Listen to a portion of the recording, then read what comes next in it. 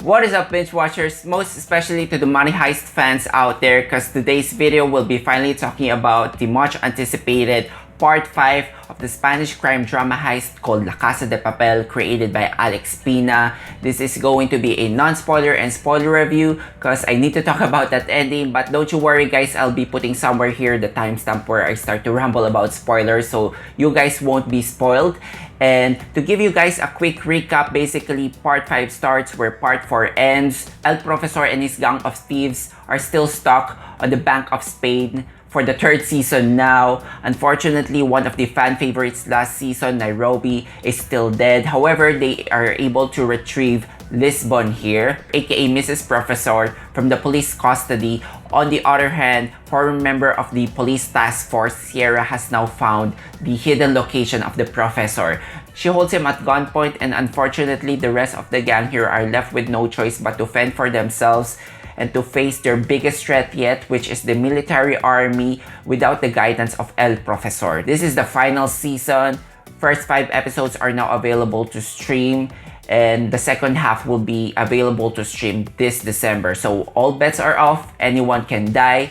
Now, quick reminder guys, before I continue with this non-spoiler talk, if you haven't subscribed yet to the channel, please do so. Hit the subscribe button because I do weekly reviews of movies and TV shows. And while you're at it, give this video a like because it really helps the channel.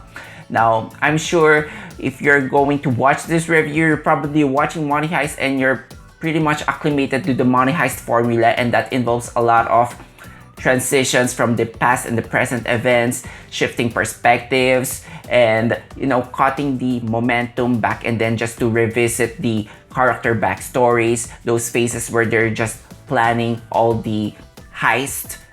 We still get here the same format, throw in some melodrama, some romantic interest, and some villains here who are just relentless. This show will hook you in and continuously follows the same approach. Now, I was a bit disappointed by the end of Part 4 because I have my worries here that if they don't end the heist by the end of Part 4, I have a feeling that they're going to drag the whole story here, and that is somehow what I felt watching Volume 1 of Part 5. If I'm going to rank Parts 3 to 5, I think this is going to be my least favorite. On a heist perspective, nothing really blew me away at this point. I know it's too early to tell. I'm off the camp that I think the show will be served better if it's stuck with 4 seasons because the back and forth plotting at this point feels laborious. Everything that's going on, hostage being taken, being released, putting them in the same sticky situation, it starts to feel repetitive. But I think die-hard fans are going to love this one. Emphasis on the word die-hard because it goes die-hard when it comes to its firepower.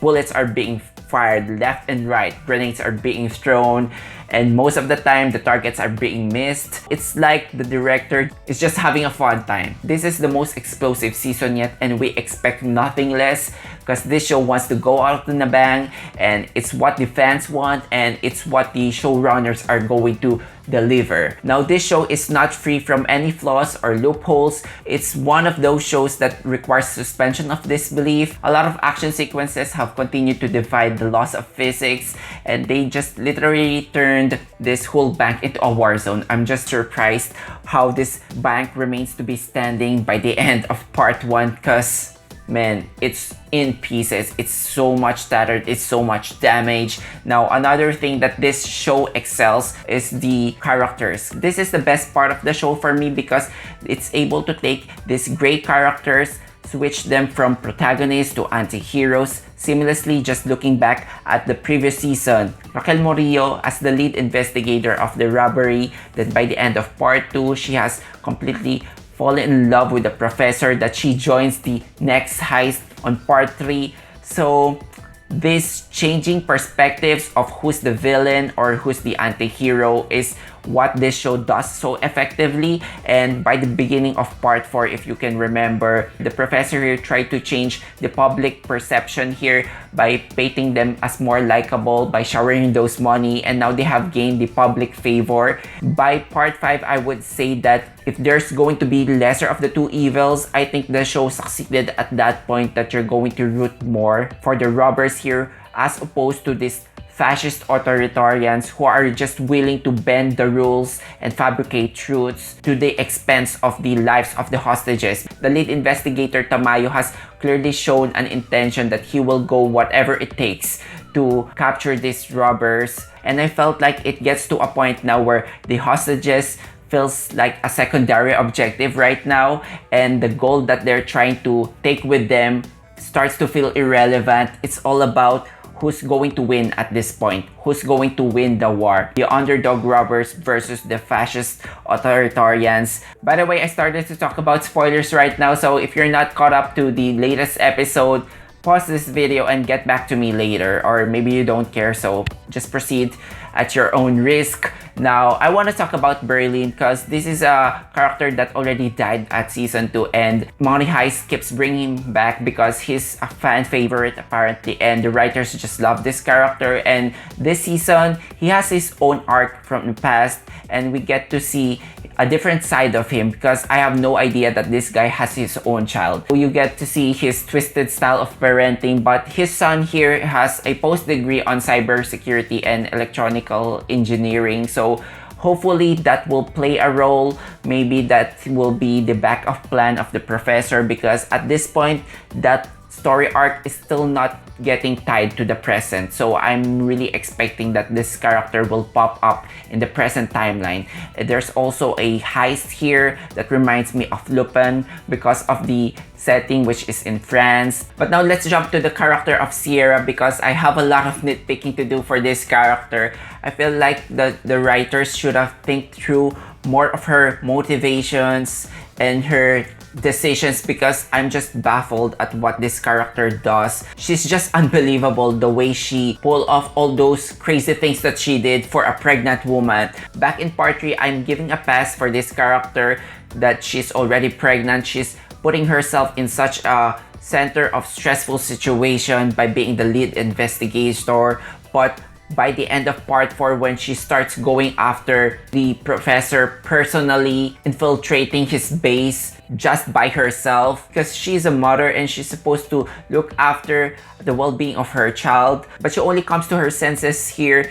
But the latter half of this volume 1, like, she already realized that, oh, I am a mother and my baby is my priority now. So at this point, I said to myself that if she's going to deliver the baby all by herself, I'm going to walk away from this show and maybe put it on back again, because it's Money Heist. It just seemed unbelievable that a seemingly irrational character like her would go onto that decision. Then again, that might be a byproduct of stretching the story to 3 seasons. Arturo is also here, of course, the most notorious, unlikable, hated character in the history of television. He's back at here again doing his usual plotting. He wants to be the savior, but it's more for his ego. And at one point, he gets charged up with so much ego that he feels like he's on a video game and starts taking this flamethrower with him. Like, it's just delusional. Arturo has gone out of control, and poor Monica / Stockholm has no other choice but to put down the father of her child, which might be satisfying on some level, but I'm pretty positive this is not the last time that we're going to see this character, because the writers, I believe, are reserving the most satisfying death for this character, and Stockholm is just experiencing this PTSD issues now with all those hallucinations, and man, I felt bad for her. If there's one character here that I felt like deserves to get out and start a new life, it would be her. I've noticed that this volume is mostly focused on the women. They're now calling the shots. I'm not even mad that we're not getting any additional backstory or character development for the characters of Bogota, Palermo, and Marseilles, just because they're late players to this heist. They're just joined the team in this second heist. But I'm just disappointed that Helsinki here has given nothing much to do.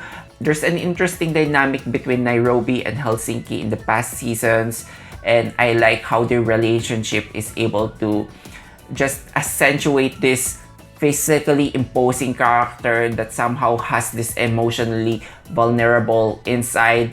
And I want to see more of that, and I felt like they sidelined this character. They don't seem to know what to do with him now that Nairobi is gone. So I was slightly disappointed with that, but I'm definitely satisfied with the demise of Tokyo here. I did not expect that she's going to leave midway through season 5, but this show is not known for sparing any of its darlings, and I think it's a bold move.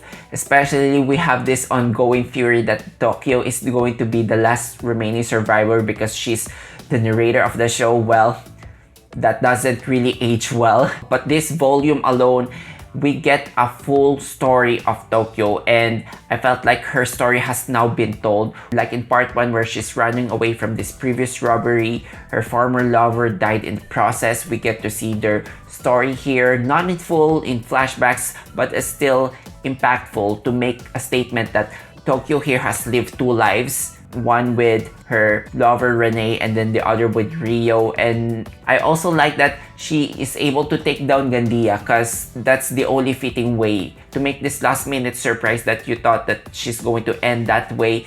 No, she's going to take as many of them as she can. And I've always been annoyed with this character. She's probably my least favorite character of the series because in the beginning she's portrayed as somewhat as reckless and selfish, but in the end she redeems herself because she starts to think about the safety and what's best for the group, which is staying behind. So even though it's painful, these showrunners know how to make a heroic death.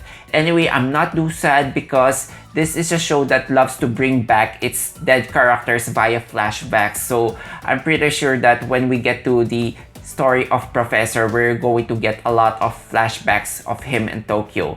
Now, I'm not gonna wager any bets of who's gonna die because at this point, this show is not playing any games. Like, you can make a justification on why this character is probably going to die or deserves to get a second shot at life. I think this is a show where so much of the fans have theorized who's going to live or not that at this point, if I am the writer or the showrunner, I'm going to subvert their expectations, not just for the sake of subverting it, but giving a satisfying end to these characters that you don't really thought of. I'm just going to squeeze another character here, Manila. I'm not sure what they're doing with this character because she has this last minute of confession of her love for Denver here, and I think this is a character that will be in service of Denver, and somehow I can see her sacrificing her life for Stockholm maybe. So yeah, that's my non-spoiler and spoiler review of Money Heist Part 5 Volume 1. I'm going to reserve my final grade for this part until I've seen the second half. But yeah, how about you guys? Let me know what you think in the comment sections down below. If you don't agree with some of my points, that's okay. And who's your favorite Money Heist character? What are your predictions for the final stretch of this season? Also, if you enjoyed watching this video, hit that like button and subscribe to me for weekly content. Thank you so much guys for watching. Until then, I'll see you all on the next one.